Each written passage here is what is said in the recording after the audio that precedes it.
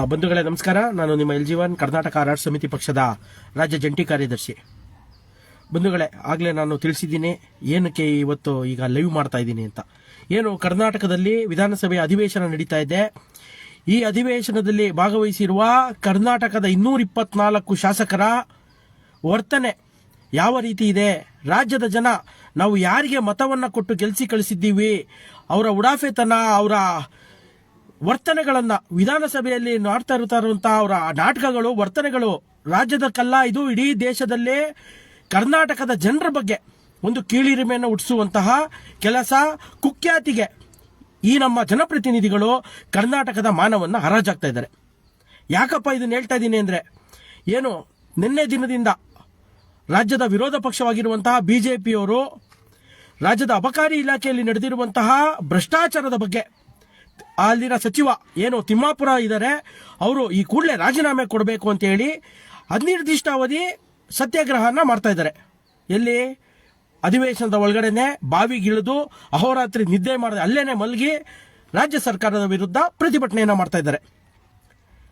ರಾಜ್ಯ ಸರ್ಕಾರ ನಿನ್ನೆ ದಿನ ಮುಖ್ಯಮಂತ್ರಿಗಳು, ನಿಮ್ಮೊಬ್ಬರಿಗೇನ ಗಲಾಟೆ ಮಾಡಕ್ ಬರೋದು, ನಮಗೂ ಗಲಾಟೆ ಮಾಡಕ್ ಬರುತ್ತೆ ಅಂತ ಹೇಳಿ ನನ್ನ ಹತ್ರ 140 ಜನ ಇದ್ದಾರೆ, ಇದೊಳ್ರಿ ಗಲಾಟೆ ಮಾಡಿ ಅಂತ ಹೇಳಿ ಅವರ ಏನು ಕಾಂಗ್ರೆಸ್ ಪಕ್ಷದ MLAಗಳಿಗೆ ಇದೊಳ್ರು ಗಲಾಟೆ ಮಾಡಿ ಅಂತ ಹೇಳ್ತಾ ಇದ್ದಾರೆ. ಇವತ್ತು ಸಾಮಾಜಿಕ ಜಾಲತಾಣಗಳಲ್ಲಿ ಅರಸೀಕೆರೆ ಶಾಸಕರು ಶಿವಲಿಂಗೇಗೌಡರ ಬಗ್ಗೆ ಎಲ್ಲಾ ಸೋಷಿಯಲ್ ಮೀಡಿಯಾಗಳ ಚಾನೆಲ್ಗಳಲ್ಲೂ ಶಿವಲಿಂಗೇಗೌಡರ ವಿಡಿಯೋನ ತೋರಿಸ್ತಾ ಇದ್ದಾರೆ. ಅವ್ರು ಯಾವ ರೀತಿ ಮಾತಾಡ್ತಾ ಇದ್ದಾರೆ, ಏನು ಹೇಳ್ತಾ ಇದ್ದಾರೆ ಅಂತ. ಇನ್ನೂ ಒಂದು ಭಾಗ ಏನು, ಅಲ್ಲಿ ಶಾಸಕರಾಗಿ ಆಯ್ಕೆ ಆಗಿ ಹೋಗಿರುವಂತಹ ಬಿಜೆಪಿಯವರು ಅವ್ರು ಏನು ಧರಣಿಯನ್ನ ಮಾಡ್ತಾ ಇದ್ದಾರೆ, ಅವರು ಉಚ್ಚಾಟಗಳು ನೋಡಬೇಕು.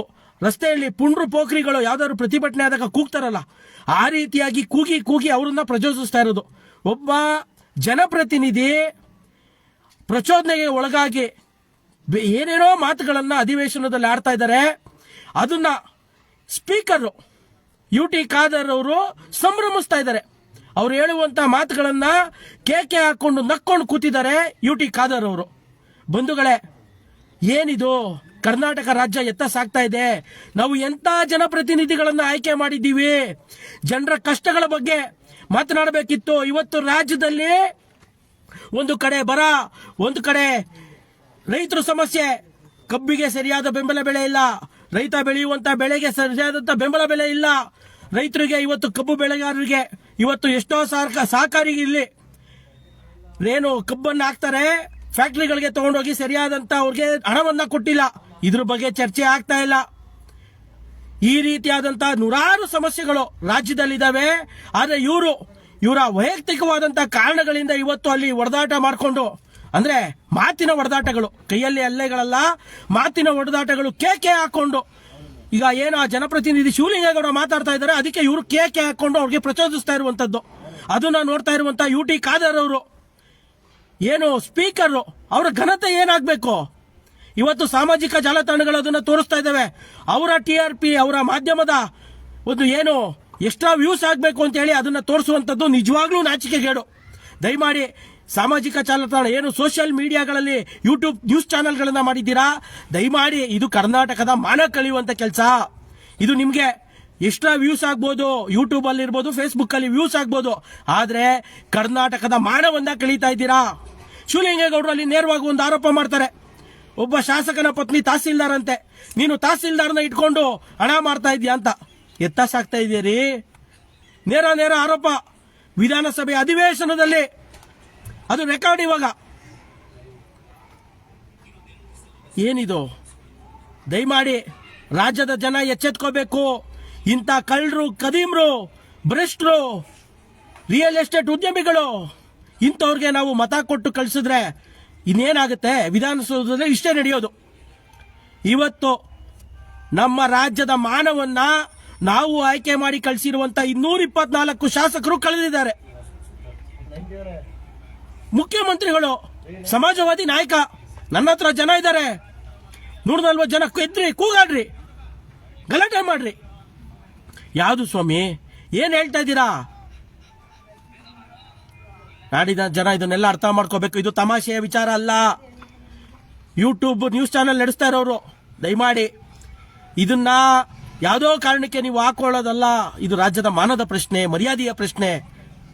ಅವರಂತೂ ಇವತ್ತು ಹೌದು ನಮ್ಮ ಜನಪ್ರತಿನಿಧಿಗಳು ಅವಿವೇಕಿಗಳು. ಆದ್ರೆ ಅವ್ರನ್ನ ಆಯ್ಕೆ ಮಾಡಿರೋರು ನಾವ್ಯಾರು? ನಾವು ಅದನ್ನ ಯೋಚನೆ ಮಾಡಬೇಕು. ಇವತ್ತು ಜನ ನರಳುತ್ತಾ ಇದ್ದಾರೆ,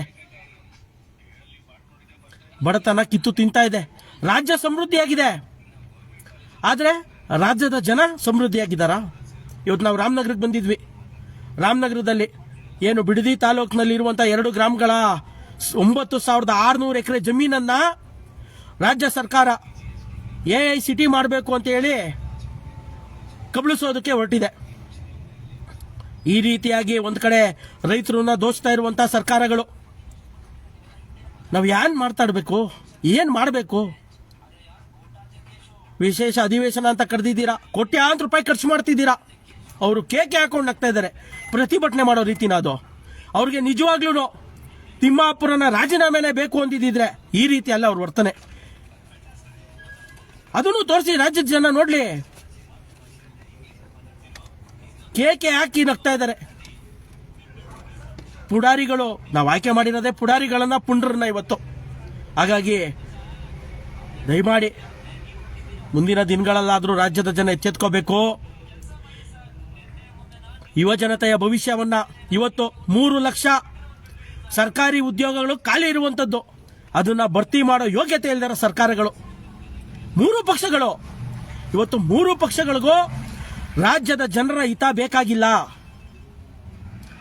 ರಾಜ್ಯದ ಜನರ ಹಿತವನ್ನ ಕಾಪಾಡುವಲ್ಲಿ ವಿಫಲವಾಗಿರುವಂತಹ ಆಡಳಿತ ಪಕ್ಷ ಹಾಗೂ ವಿರೋಧ ಪಕ್ಷಗಳು. ನಿಜವಾಗ್ಲೂ ಇಂಥ ಸರ್ಕಾರಗಳು ನಮಗೆ ಬೇಡ, ಇಂತಹ ಜನಪ್ರತಿನಿಧಿಗಳು ಬೇಡ ಅನ್ನೋದನ್ನ ರಾಜ್ಯದ ಜನ ಇನ್ನಾದ್ರೂ ಯೋಚನೆ ಮಾಡಿ ಪ್ರಾಮಾಣಿಕರನ್ನ ಆಯ್ಕೆ ಮಾಡಬೇಕು ಅಂತೇಳಿ ನಾನು ಮತ್ತೊಮ್ಮೆ ಕೇಳ್ಕೊತೀನಿ. ನಮಸ್ಕಾರ.